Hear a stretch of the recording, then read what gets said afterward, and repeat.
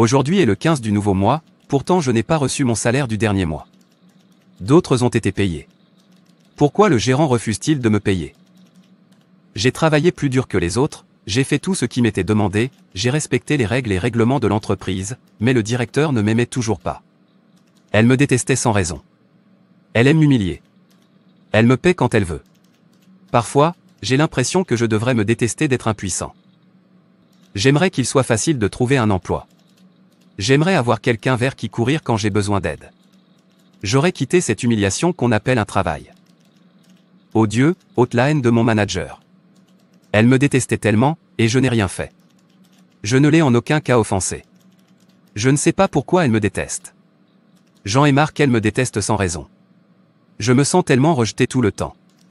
Le matin, chaque fois que je me souviens que je travaille avec une personne qui me déteste tant, mon cœur sera rempli de douleur, de dépression et de peur. J'ai failli faire une crise cardiaque parce qu'elle me tourmentait le cœur avec sa haine. Ô Dieu, aide-moi à trouver grâce à ses yeux, et rends-la comme moi. Je meurs de dépression. Tu sais, j'ai besoin de ce travail. C'est la source de l'alimentation de ma famille. Je devrais peut-être aller la rencontrer. Mon salaire est le seul espoir que j'ai, pour prendre soin de ma pauvre mère.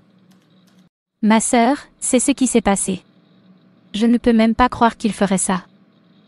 Pourquoi devriez-vous tolérer ce non-sens? Je ne le prendrais pas si c'était moi.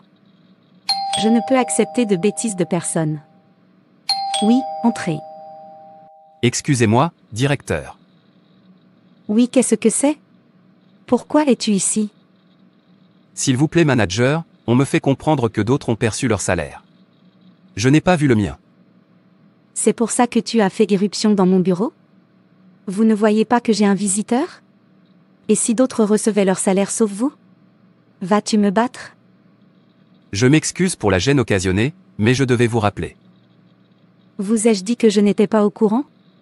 Ou tu veux me dire quand te payer? Écoute, je te paierai quand ça me plaira. Sortez maintenant de mon bureau. Je ne veux plus revoir ton visage dans mon bureau, à moins que je ne te demande. J'ai travaillé si dur pour le salaire. Mon salaire est mon seul espoir. J'ai une mère malade à la maison. Je dois prendre soin d'elle. Si vous avez fini de parler, sortez. Non-sens. Pouvez-vous imaginer qu'il essaie de me commander de le payer? Mais pourquoi refusez-vous de le payer? Je remarque que tu aimes le punir sans raison. Je n'aime pas cet homme. Je déteste tout chez lui. En fait, je n'aime pas voir son visage. Qu'est-ce qu'il t'a fait pour que tu le détestes autant? Je ne sais pas pourquoi. Mais je n'aime pas du tout le voir. Je ne l'aime pas. Il me met en colère chaque fois que je le vois. Mais ce n'est pas juste. Comment pouvez-vous simplement haïr quelqu'un qui ne vous a en aucun cas offensé? C'est un être humain comme vous, créé à l'image de Dieu, de la même manière que vous avez été créé. Haïr une personne créée à l'image de Dieu sans raison équivaut à haïr Dieu. C'est satanique. Il n'y a que les gens qui sont possédés par des esprits maléfiques qui détestent leurs semblables sans raison. De tels personnages ne sont pas pour les enfants de Dieu. S'il vous plaît, arrêtez. Je ne l'aime pas et rien ne me fera l'aimer. Comment vous sentiriez-vous si quelqu'un vous détestait comme ça, sans que vous l'offensiez? Ne vous sentirez-vous pas rejeté, amertume, déprimé, de la même façon que vous vous sentirez? C'est la même chose qu'il ressent en ce moment. Vous êtes un enfant de Dieu, et Dieu n'est pas connu pour la haine mais pour l'amour. Et c'est le plus grand commandement. 1 Corinthiens 13 versets 1 à 3, dit: Si je parle dans les langues des hommes et des anges, mais que je n'ai pas d'amour, je ne suis qu'un gong qui sonne ou une cymbale qui retentit. Si j'ai le don de prophétie, et que je peux sonder tous les mystères et toutes les connaissances, et si j'ai une foi absolue pour déplacer des montagnes, mais que je n'ai pas l'amour, je ne suis rien. Si je donne tout ce que je possède aux pauvres et que j'exulte dans l'abandon de mon corps mais que je n'ai pas d'amour, je ne gagne rien. Vous êtes-vous déjà demandé ce qui compte pour Dieu? La Bible nous dit dans Galates 5 verset 6, si vous êtes un disciple de Christ Jésus, tout ce qui compte est votre foi, qui vous fait aimer les autres. Dieu dit que ce qui compte dans la vie, ce ne sont pas vos réalisations, ou votre position, ou votre la renommée ou votre richesse. L'autre chose qui compte est d'avoir une foi qui vous pousse à aimer les autres. Si vous manquez cela, vous avez manqué la chose la plus importante de la vie. Si vous ne vivez pas une vie d'amour, alors rien de ce que vous direz n'aura d'importance. Vivez-vous une vie d'amour? Si vous ne l'êtes pas, rien de ce que vous direz n'aura d'importance. Les mots sans amour ne sont que du bruit. Si vous ne vivez pas une vie d'amour, rien de ce que vous savez n'aura d'importance. Nous vivons dans un monde où les connaissances explosent. Nous sommes plus intelligents que nous ne l'avons jamais été. Mais nous avons toujours les mêmes problèmes: crimes, abus, préjugés, violence. Pourquoi? Parce que le monde n'a pas besoin de plus de connaissances. Il faut plus d'amour. Vous êtes peut-être un génie. Mais Dieu dit, si vous n'avez pas d'amour dans votre vie, tout ce que vous savez est sans valeur. Si vous ne vivez pas une vie d'amour, rien de ce que vous croyez n'aura d'importance. Suivre le Christ, c'est vivre une vie d'amour. Il faut plus que la croyance pour plaire à Dieu, et ce plus est l'amour. Si vous ne vivez pas une vie d'amour, rien de ce que vous donnerez n'aura d'importance. Vous pouvez donner tout ce que vous avez et même vous sacrifier. Mais la Bible dit que si vous ne le faites pas par amour, aucun de vos dons ne compte. Oubliez ça, sœur Merci. Je sais où tu vas, mais ça ne changera rien au fait que je ne l'aime pas. Personne ne peut rien y faire. Je suis surpris des gens qui détestent sans cause. Même avec une cause, la Bible dit de ne pas haïr. Matthieu 5, verset 44. Mais je vous le dis, aimez vos ennemis et priez pour ceux qui vous persécutent. Au contraire, si ton ennemi a faim, nourris-le, s'il a soif, donne-lui à boire, car ce faisant tu amoncelleras sur sa tête des charbons ardents. Romains 12 verset 20, la haine n'a pas sa place dans la vie des enfants de Dieu. Et aucun haïsseur ne verra le royaume de Dieu. Ne détestez pas et ne tourmentez pas vos semblables simplement parce que vous êtes en mesure de le faire. Rappelez-vous que Dieu vous regarde, un jour il vous déshonorera. Veuillez partir. Je vous verrai plus tard. Je suis très occupée en ce moment. D'accord, j'irai alors. Bye bye.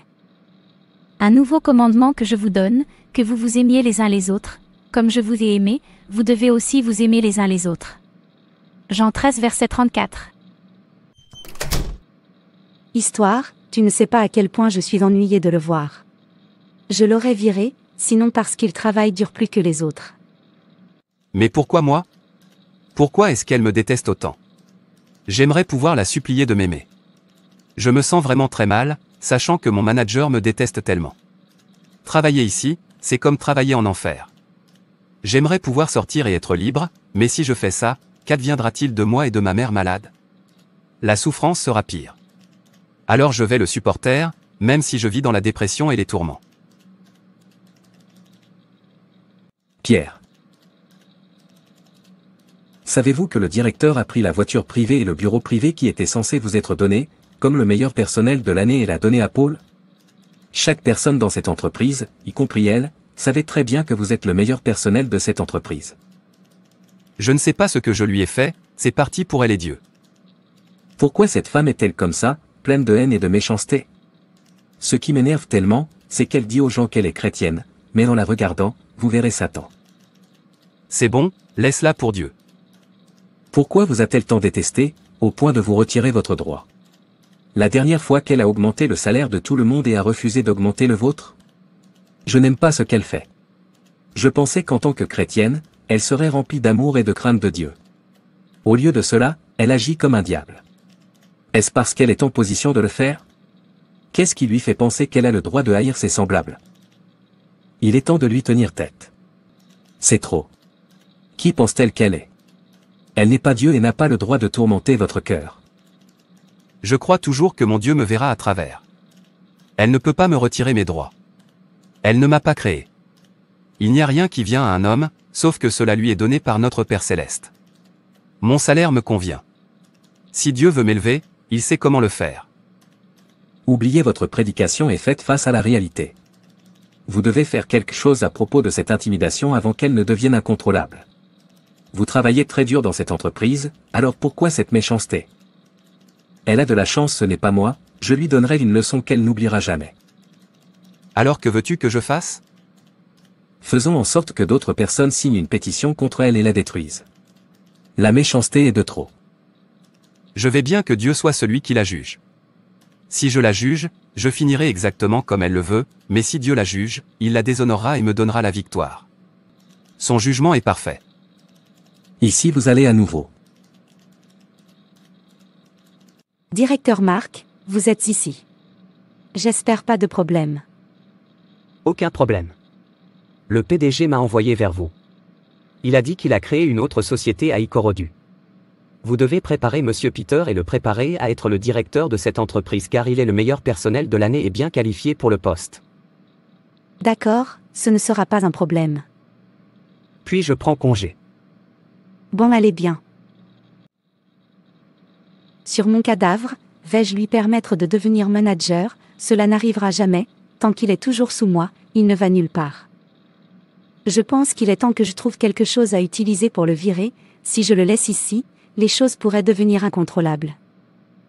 Je me fiche de savoir si je le déteste avec une cause ou non, je me fiche de savoir s'il est juste de le haïr ou non, tout ce que je sais, c'est que je ne l'aime pas.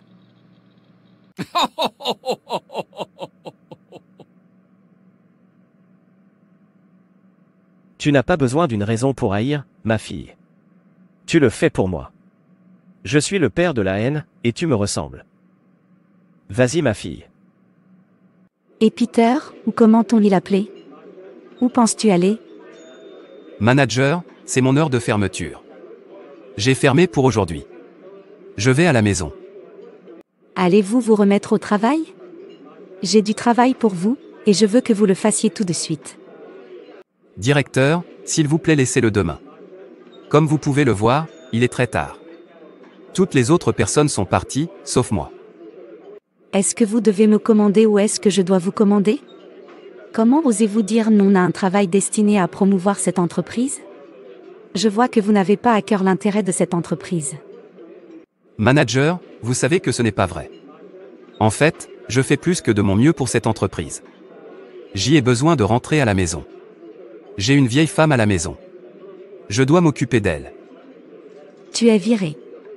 Je ne veux plus te revoir dans cette société. Directeur, s'il vous plaît ne me faites pas ça. Sortez. Directeur, s'il vous plaît, apportez le travail. Je le ferai. S'il vous plaît, ne me virez pas, directeur. Si vous me virez, je suis fini. Quand sera-t-il pour ma mère malade? Je n'ai plus d'espoir. Ce travail est ce qui nous soutient. Ayez pitié de moi. Je dis que vous êtes viré, maintenant partez avant que j'appelle la sécurité. Mon manager, veuillez m'excuser. Ma mère mourra si je perds ce travail. Sécurité. J'irai. S'il vous plaît, n'appelez pas la sécurité. Non-sens, tu aurais dû rester. Vous voulez être gestionnaire. Viens et laisse-moi voir. Ce dont j'ai peur m'est arrivé. Qu'est-ce que je fais maintenant? Pourquoi suis-je né pour être autant détesté? Ma vie est pleine de douleurs et de tourments. Qu'adviendra-t-il de moi et de ma mère malade? Ce monde est injuste, la méchanceté partout. Les riches continuent d'opprimer les pauvres. Dieu s'il vous plaît, venez à mon secours. Ne permettez pas que je sois couvert de honte. N'est-ce pas Pierre? Enfin, j'ai trouvé Peter. Monsieur Pierre. C'est toi, Larry?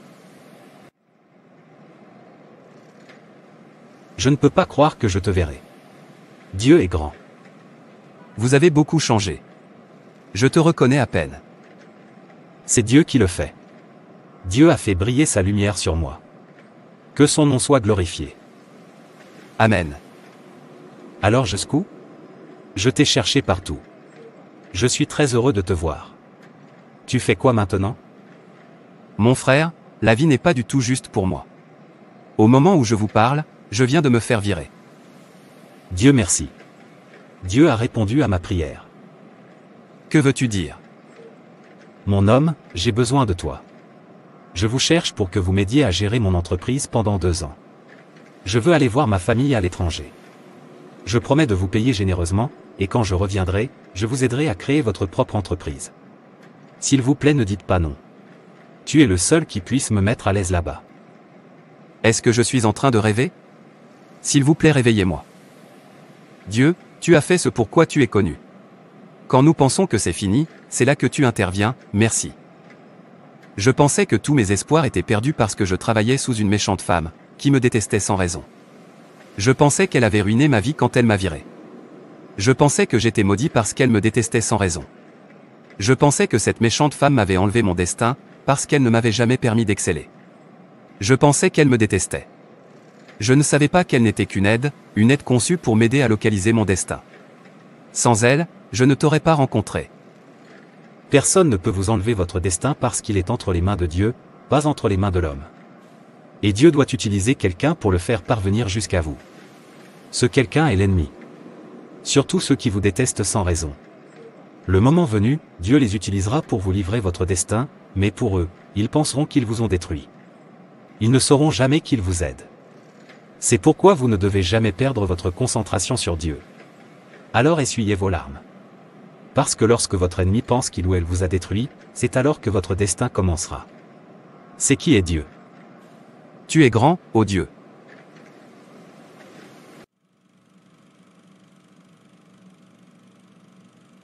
Je vous ai tous appelés pour vous annoncer que le propriétaire des sociétés que vous représentez tous les a vendues. Quel? Il a dit qu'il appréciait vos efforts et souhaitait pouvoir continuer à travailler avec vous, mais les circonstances le dépassaient, il a donc dû vendre ces 3 entreprises pour résoudre son problème. Et priez également pour que vous vous trouviez un meilleur emploi dans une autre entreprise. Merci à tous. La réunion est terminée. Vous pouvez maintenant rentrer chez vous. Bonne chance. La nuit est venue dans le jour. Mon monde s'est effondré en 1 minute. Cela ne devrait pas arriver. Où trouver du travail en cette période difficile? Pourquoi faut-il que ce soit maintenant que j'avais tant besoin de cette œuvre que le propriétaire ait dû la vendre? Qu'est-ce que tout ça? Je pensais avoir obtenu un bon poste dans une bonne entreprise. Comment mon monde a-t-il pu s'effondrer en 1 minute? Je vais donc devoir commencer à me déplacer à la recherche de travail. Ce monde est terrible. Quelque chose que vous ne croirez jamais arrivera dans 1 minute.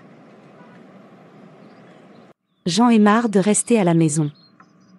Pourquoi est-ce que je ne trouve pas d'emploi? Joie. Miséricorde, tu es là. Asseyez-vous s'il vous plaît. Joy, tu n'as jamais entendu parler de la nouvelle société près de Satellite. Allez-y. Je suis sûre que vous y trouverez du travail. Es-tu sûr que je trouverai du travail là-bas? Aucune des entreprises auxquelles j'ai postulé pour un emploi ne m'a embauché, même si je leur ai dit que je ferais n'importe quel type de travail, ils m'ont proposé. Essayez celui-ci en premier. Qui sait, peut-être y trouverez-vous grâce. D'accord, je vérifierai là-bas demain. Ô Dieu, aide-moi à trouver grâce à leurs yeux. Qu'ils m'acceptent dès que j'interviens. Au nom de Jésus. Amen. Monsieur, quelqu'un est ici pour le poste de secrétaire.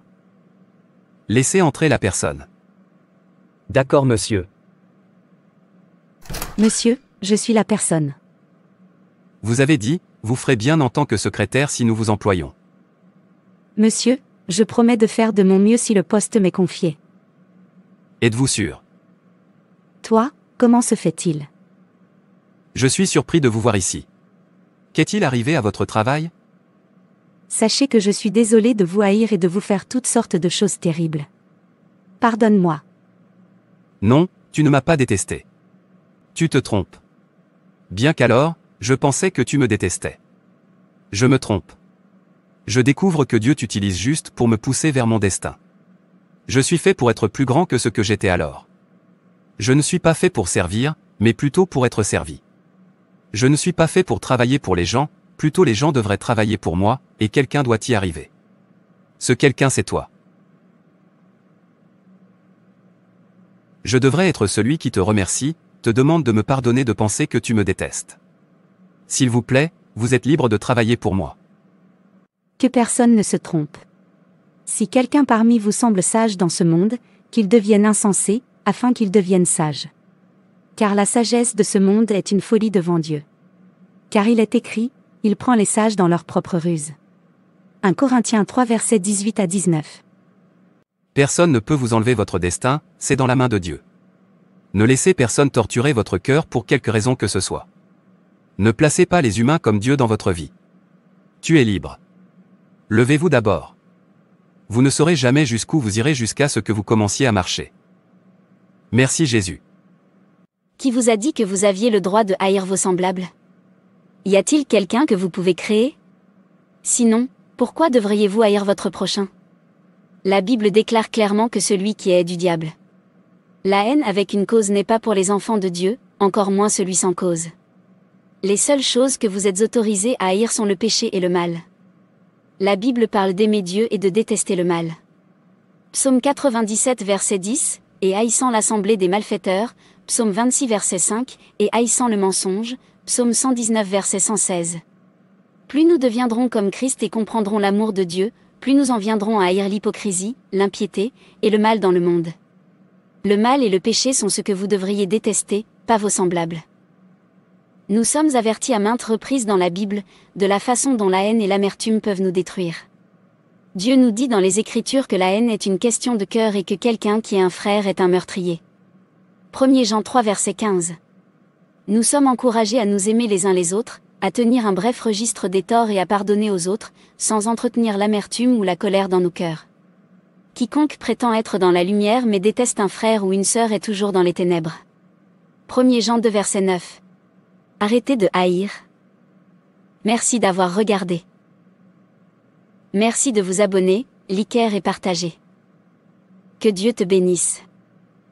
Et rappelez-vous, Jésus vous aime vraiment.